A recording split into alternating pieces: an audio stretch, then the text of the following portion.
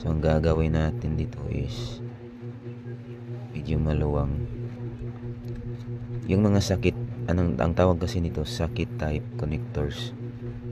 Kadalasan pag ito yung nasisira, konting push lang talaga ito. Ayay, muntik ka na natuklap. Ayay, natuklap talaga. So kailangan nating isolda ito.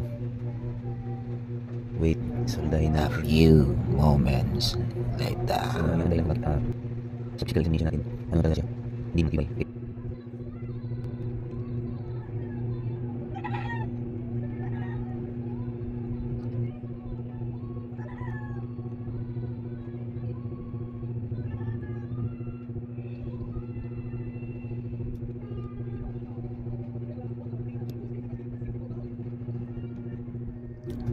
Meanwhile, Facebookers,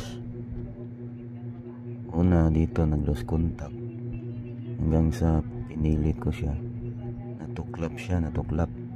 Nang matuklap, nag-resolder po ako at nanumbalik ulit yung tibay niya. So may hinala talaga ako sa switch talaga, kasi kanina pag i-switch ko to, namamatay ka agad. Sabi ko, ba't ganun? Nasa ayos naman yung pagsolda ko dito. So dito nag-resolder talaga may sa 4 na terminal mismo ng switch button na ito, yung power switch. So may 4 na terminal. Nag-resolder may sa pangatlo, 1, 2, 3. Nang masolda ko na itong pang-4 at biglaan siyang nag-switch on.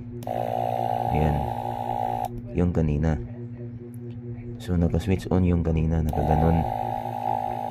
Kaso ang problema nung kanina, kahit naka-switch on siya, yung ano niya, yung isang terminal, itong pinaka-4 mismo, yung tinuro ko, ano pala, merong loose contact na nangyayari pala.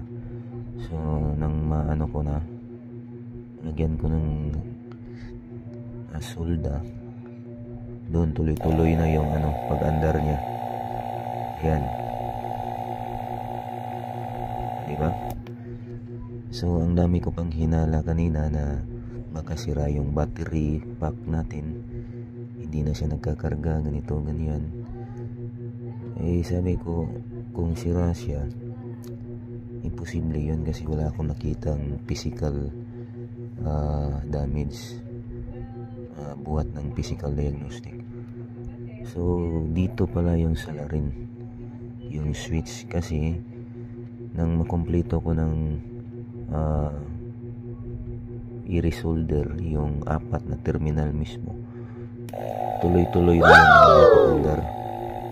So yun lang.